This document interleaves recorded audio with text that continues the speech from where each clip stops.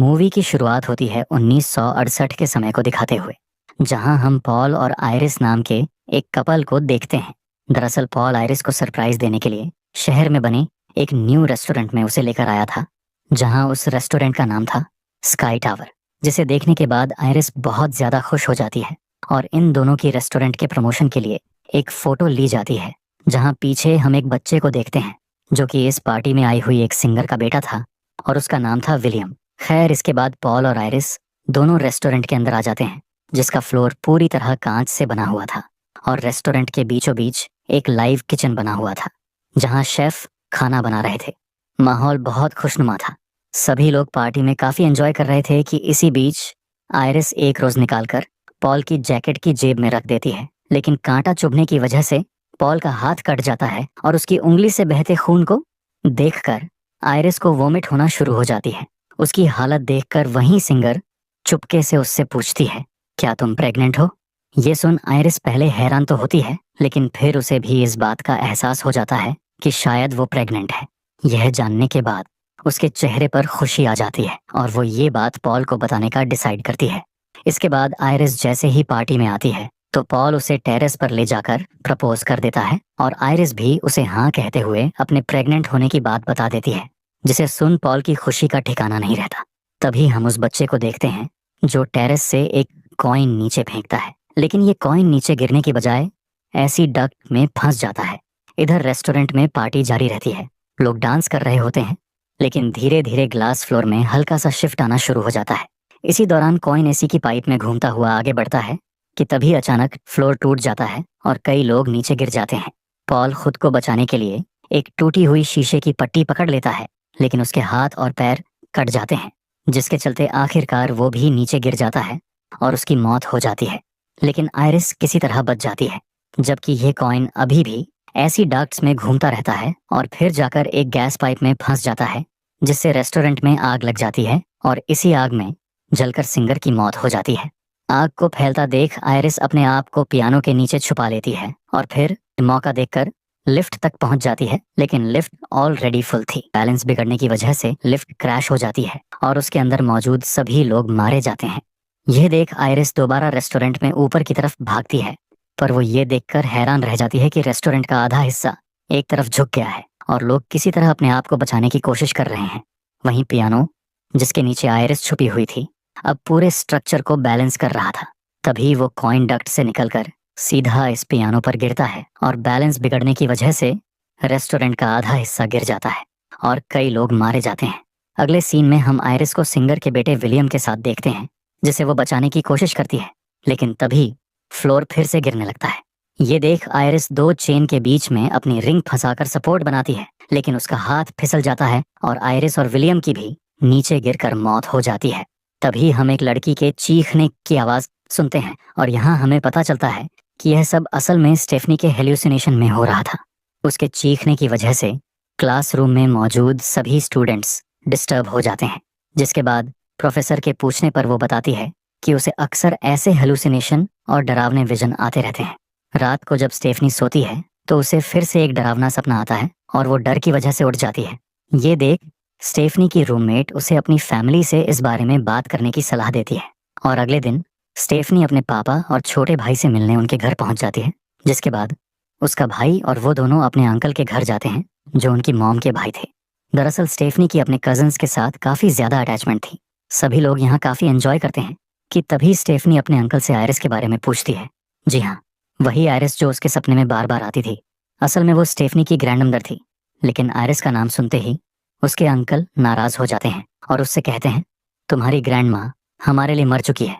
वो पागल हो गई थी और एक आइलैंड पर जाकर रहने लगी थी। इसके बाद वो हमसे मिलने के लिए कभी नहीं आई और उन्हीं की वजह से तुम्हारी माँ की भी दिमागी हालत खराब हो गई थी और वो भी हमें छोड़कर चली गई। इतना कहकर वो यहाँ से चले जाते हैं, जिसके बाद स्टेफनी की आंट उसे चुपके से आयरिस द्वारा भेजे गए लेटर, उसका एड्रेस और एक फोटो देती है। ये वही फोटो थी जो पॉल और आयरिस की टावर व्यू रेस्टोरेंट के सामने ली गई थी। स्टेफनी जब इस जगह को देखती है तो उसे याद आता है कि उसने अपने सपने में पहले भी कई बार यही जगह देखी है। सच जानने के लिए वो अब उसी आइलैंड पर जाने का फैसला करती है जहां आयरिस रहती थी। स्टेफनी वहां पहुंचकर पहले अपना नाम बताती है और इस नाम को सुनते ही आयरिस इमोशनल होकर उसे अंदर बुला लेती है और स्टेफनी से उसकी माँ के बारे में पूछती है, जिस पर वो आयरिस को बताती है कि उसकी माँ बचपन में ही उसे छोड़कर चली गई थी। इसके आगे वो आयरिस को अपने सपने के बारे में बताते हुए कहती है कि मुझे हर रोज स्काई व्यू रेस्टोरेंट का सपना आता है, जिसमें मैं आपकी और ग्रैंडफादर पॉल की मौत देखती हूँ। यह सुन आयरिस हैरान रह जाती है और स्टेफनी से कहती है कि जो विजन तुम्हें आते हैं वो पहले मुझे भी आते थे, और इन्हीं विजन्स की वजह से मैं उस दिन होने वाले बड़े हादसे को रोक पाई थी। उस दिन मैंने उस बच्चे के हाथ से वो कॉइन ले लिया था और माइक पर लोगों को वार्निंग दे दी थी कि फ्लोर टूटने वाला है, जिसकी वजह से लोग पहले ही वहां से चले गए और इस तरह काफी लोग मरने से बच गए। ये सुन स्टेफनी हैरान होकर आयरिस से पूछती है, क्या आपने पार्टी में मौजूद सब लोगों की जान बचा ली थी? इस पर आयरिस कहती है, हाँ, उस दिन मैंने मौत को धोखा देकर सबकी जान बचा तो ली थी, पर मौत उन लोगों का पीछा करती रही और उन्हें ढूंढ ढूंढ कर मारती रही। यहाँ तक कि उस हादसे के बाद जो बच्चे पैदा हुए थे उन्हें भी इस मौत के खेल का सामना करना पड़ा। पॉल को भी इसी तरह इस मौत के खेल ने मार डाला और तब मुझे एहसास हुआ कि अगली बारी मेरी है। इसीलिए मैं यहाँ आकर छुप गई, क्योंकि अगर मैं मर गई तो यह मौत तुम्हें और तुम्हारे भाई को भी मार डालेगी, लेकिन जब तक मैं जिंदा हूँ तब तक तुम सबको कुछ नहीं होगा। इसके बाद स्टेफनी आयरिस से पूछती है, तो फिर आखिर मुझे ये विजन्स क्यों आ रहे हैं? इस पर वो जवाब देते हुए कहती है, क्योंकि मौत अब हमारे पीछे है। ये बात सुनकर स्टेफनी बहुत ज्यादा डर जाती है। तब आयरिस उसे एक बुक देती है जिसमें उस हादसे में बचे लोगों को किस तरह मारा गया और मौत से कैसे बचा जा सकता है, यह सब जानकारी मौजूद थी। लेकिन स्टेफनी इस पर भरोसा नहीं करती और बाद में आने का कहकर यहाँ से जाने लगती है। ये देख आयरिस अपने बच्चों को बचाने के लिए मौत का सामना करने का फैसला करती है और कई सालों बाद पहली बार अपने केबिन से बाहर आती है। वो इतने सालों तक केबिन में छुपी हुई थी ताकि मौत उसे न ढूंढ पाए। फिर वो स्टेफनी को किताब देते हुए कहती है कि अब मौत तुम्हारे पीछे आएगी, जिससे बचने के लिए तुम्हें इस किताब की जरूरत पड़ेगी। लेकिन स्टेफनी को अब भी उसकी बात पर यकीन नहीं होता, इसलिए आयरिस उसे यकीन दिलाने के लिए कहती है, देखो अब मैं कैसे मरती हूँ। तभी पास में गैस लीक होने लगती है और गैस लीक की वजह से चीजें इधर उधर गिरना शुरू हो जाती हैं। इसके बाद एक चेन आयरिस से टकराती है और उसके गले को चीरते हुए निकल जाती है, जिससे आयरिस की मौत हो जाती है। अब स्टेफनी को सब कुछ सच लगने लगता है। अचानक उसे याद आता है कि अब उसकी माँ का नंबर है, इसलिए वो उन्हें बचाने के लिए आयरिस के दी हुई किताब को पढ़ने का फैसला करती है। और जब उसे खोल कर देखती है तो उसमें वही कॉइन छिपा होता है जिससे आयरिस ने उस हादसे को रोका था। वो तुरंत अपनी फैमिली को कॉल कर उन्हें अलर्ट करने की कोशिश करती है, लेकिन कोई भी उसका फोन रिसीव नहीं करता क्योंकि उसकी पूरी फैमिली एक पार्टी में बिजी थी। तभी अचानक यहाँ अजीब चीजें होना शुरू हो जाती हैं। एक ग्लास टूट जाता है और उसका टुकड़ा आइस बकेट में गिर जाता है। इस बकेट में से जब स्टेफनी के अंकल बर्फ लेते हैं तो वो कांच का टुकड़ा उनके ग्लास में चला जाता है, जिसे वो साइड में रख देते हैं। इसके अलावा यहाँ मौजूद दूसरा सामान भी अपनी जगह बदलने लगता है, जैसे यह सब कुछ किसी प्लान के तहत हो रहा हो। इधर स्टेफनी के अंकल के हाथ से वो ग्लास गिर जाता है और कांच का टुकड़ा उनके पैर में चुभ जाता है। दर्द की वजह से वो जैसे ही जमीन पर गिरते हैं तो उनके गिरने से जमीन में एक वाइब्रेशन पैदा होती है और एक औजार अचानक लॉन कटिंग मशीन पर गिर जाता है, जिससे मशीन स्टार्ट हो जाती है और अचानक स्टेफनी के अंकल के फेस को क्रैश कर उन्हें मार देती है। इस खौफनाक नज़ारे को देखकर घर के सभी लोग बहुत डर जाते हैं। तब स्टेफनी उन्हें समझाती है कि कैसे मौत उनके पीछे पड़ी है। वो उन्हें बताती है कि स्काई व्यू रेस्टोरेंट वाले इंसिडेंट में जो लोग बच गए थे उन्हें मौत ने बाद में गले लगा लिया और अब उनकी आने वाली जनरेशन को भी मौत ढूंढ रही है। यानी अगर स्टेफनी की माँ मर गई तो अगली बारी स्टेफनी की होगी, फिर उसके अंकल और उनके बच्चों को भी इस खेल का सामना करना पड़ेगा। पर कोई भी फैमिली मेंबर उसकी बात पर यकीन नहीं करता सिवाय उसकी मॉम के। लेकिन स्टेफनी की उनसे कुछ खास बनती नहीं थी और ना ही वो उनसे बात करती थी। इसके बाद हम स्टेफनी के एक कजिन एरिक को उसकी पियर्सिंग शॉप में देखते हैं, जो खुद भी नाक में एक नोज रिंग पहने हुए था। वो काम खत्म करके यहाँ से जा ही रहा होता है कि अचानक एक फैन जो मैग्नेटिक चेन से जुड़ा हुआ था वो स्टार्ट हो जाता है और वो चेन उसकी नोज रिंग में आकर फंस जाती है। यहीं पास में केरोसिन गिरा हुआ था जहां अचानक आग लग जाती है। हालांकि एरिक खुद को चेन से तो छुड़ा लेता है लेकिन नीचे आग में गिर जाता है। ये बात जैसे ही स्टेफनी को पता चलती है तो वो अपने भाई को लेकर उसकी शॉप के लिए निकल जाती है, क्योंकि उसे पता था कि एरिक उसके अंकल का बेटा है और उसकी भी मौत होनी निश्चित थी। लेकिन एरिक इन्हें रास्ते में ही मिल जाता है। हैरानी की बात यह थी कि इतने बड़े इंसिडेंट के बाद भी उसे सिर्फ बाजू पर ही चोट लगी थी। अभी स्टेफनी उससे बात कर ही रही होती है कि तभी एक तेज रफ्तार ट्रक आकर उसे धक्का मार देता है, लेकिन फिर भी एरिक को कोई नुकसान नहीं पहुंचता। ये देख स्टेफनी को काफी अजीब लगता है। तब एरिक मुस्कुराते हुए उससे कहता है, मैंने कहा था ना, मुझे कुछ नहीं होगा। लेकिन स्टेफनी अब भी डरी हुई थी, इसलिए वो चारों तरफ देखने लगती है कि कौन सी चीज एरिक को नुकसान पहुंचा सकती है। इतने में यहाँ से एक कचरे की गाड़ी गुजरती है, जिसे देख स्टेफनी एरिक से इससे दूर रहने के लिए कहती है, लेकिन वो तो जाकर ट्रक से लिपट जाता है और उसे कुछ भी नहीं होता।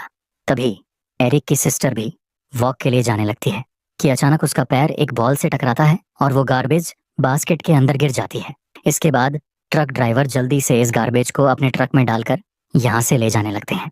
ये देख स्टेफनी उसे बचाने के लिए बिना सोचे समझे ट्रक के ऊपर चढ़ जाती है, लेकिन जब तक वो वहां पहुंचती है तब तक ट्रक का क्रशिंग सिस्टम ऑन हो चुका था। स्टेफनी की आंखों के सामने उसकी कजिन का शरीर कई टुकड़ों में बिखर जाता है। केवल उसका हाथ ही सिर्फ स्टेफनी के हाथ में रह गया था। उसकी मौत की वजह से सभी फैमिली मेंबर्स काफी डिस्टर्ब थे। स्टेफनी को लग रहा था कि एरिक की सिस्टर की जगह उसके बड़े भाई यानी एरिक को मरना चाहिए था। तभी स्टेफनी की आंट एक बड़े सच का खुलासा करती है। वो उसे बताती हैं कि असल में एरिक स्टेफनी के अंकल का रियल बेटा नहीं है। इसी वजह से उसकी मौत नहीं हुई, बल्कि उसकी बहन की मौत हो गई, जो कि उनकी बायोलॉजिकल बेटी थी। यह सुनकर स्टेफनी हैरान रह जाती है और सभी फैमिली मेंबर्स को उसकी बात पर यकीन होने लगता है। वहीं एरिक के छोटे भाई बॉबी को अपनी जान जाने का डर सताने लगता है, इसलिए वो स्टेफनी से मदद मांगता है। जिसके बाद स्टेफनी उसे लेकर एक शख्स से मिलने के लिए जाती है, जो उस दिन स्काई व्यू वाले इंसिडेंट में बच गया था और उसने बाद में मौत को भी चकमा दे दिया था। थोड़ी दूर का सफर तय करने के बाद ये लोग उस शख्स तक पहुंच जाते हैं और उसे जेब नाम से पुकारते हैं, जिसे सुन जेब एकदम हैरान रह जाता है, क्योंकि इस नाम से केवल आयरिस ही उसे बुलाती थी। इसके बाद स्टेफनी जेब से पूछती हैं, आप आयरिस को कैसे जानते हैं? इस पर वो इन्हें कहता है कि उस दिन मैं भी उसी पार्टी में मौजूद था जहां मेरी माँ एक सिंगर थी। ये जानने के बाद स्टेफनी को वो विजन याद आ जाता है और वो उसे पहचान लेती है। वो छोटा बच्चा ही जेबी था। आगे जेबी स्टेफनी को बताता है कि कुछ साल पहले आयरिस भी मेरे पास आई थी ताकि वो पॉल की मौत को चकमा दे सके, लेकिन लाख कोशिशों के बाद भी हम उसे बचा नहीं पाए। ये सुन स्टेफनी उससे पूछती है, क्या कोई ऐसा है जो अब तक बच पाया हो? तब वो जवाब देते हुए कहता है, हाँ, 2 लोग हैं। अब स्टेफनी जेबी से मदद मांगती है, लेकिन वो मना कर देता है क्योंकि वो एक बार मौत को धोखा दे चुका है और अब दोबारा नहीं दे सकता। तभी स्टेफनी के कजिन को एक आइडिया आता है और वो बॉबी को पीनट खिलाकर उसे मौत के करीब पहुंचाने की कोशिश करता है, क्योंकि उसे पीनट से एलर्जी थी और जैसे ही मौत उसे लेने के लिए आएगी तब वो तुरंत उसे एंटी एलर्जिक मेडिकल सर्विसेज देकर जिंदा कर लेंगे। इस तरह ये मौत को धोखा दे सकते हैं और एक बार मौत को धोखा दिया तो वो इनका पीछा छोड़ देगी। लेकिन जैसे ही वो वेंडिंग मशीन के पास जाता है तो वो काम करना बंद कर देती है और जल्दबाजी में वेंडिंग मशीन का एक स्प्रिंग ढीला होता है। इसके बाद एरिक बॉबी को एक कमरे में छोड़कर एंटी एलर्जिक इंजेक्शन लेने के लिए बाहर निकल जाता है। जाते वक्त वो दीवार पर हाथ मारता है और गलती से कुछ बटन दब जाते हैं, जिससे पास में मौजूद एमआरआई मशीन चालू हो जाती है। इसी बीच जब एरिक वापस लौटकर इस रूम में आता है तो वो बॉबी को पीनट चॉकलेट खिला देता है, लेकिन उसी वक्त एमआरआई मशीन का जोरदार मैग्नेटिक फील्ड एक्टिव हो जाता है और एरिक, जिसके पूरे शरीर पर पियर्सिंग थी, वो मशीन की तरफ खींचने लगता है। इधर बॉबी, जिसने चॉकलेट खाई थी, वो किसी तरह अपने आप को इंजेक्ट कर अपनी जान बचा लेता है, पर तभी वेंडिंग मशीन से निकली वो स्प्रिंग उसके से लग जाती है और बॉबी की वहीं मौत हो जाती है। स्टेफनी को अब अपनी माँ की जान का डर सताने लगता है, इसलिए वो उन्हें अपनी ग्रैंड माँ के घर चलने के लिए कहती है, क्योंकि वहाँ कई सालों तक आयरिस सेफ रही थी। इसी दौरान वो अपनी बुक उठाती है, लेकिन उसमें से कॉइन गिर जाता है, जो बाद में एक बूढ़ी औरत को मिलता है।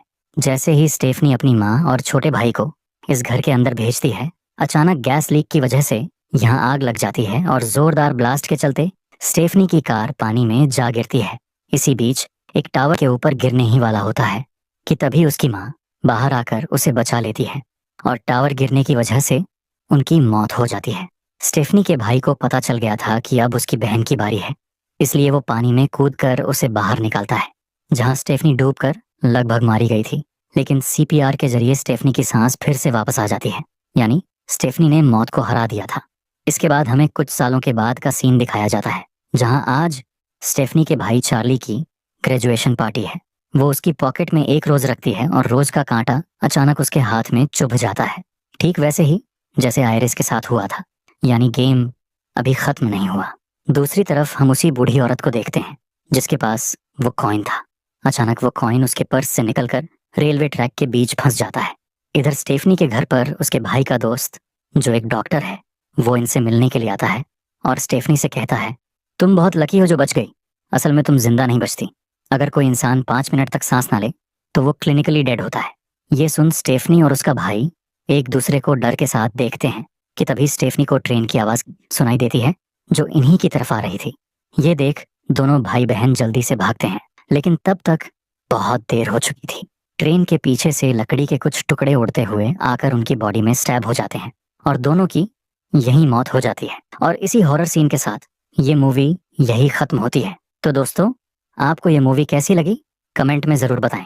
वीडियो पसंद आई हो तो वीडियो को लाइक शेयर करें और हमारे चैनल को सब्सक्राइब कर लें।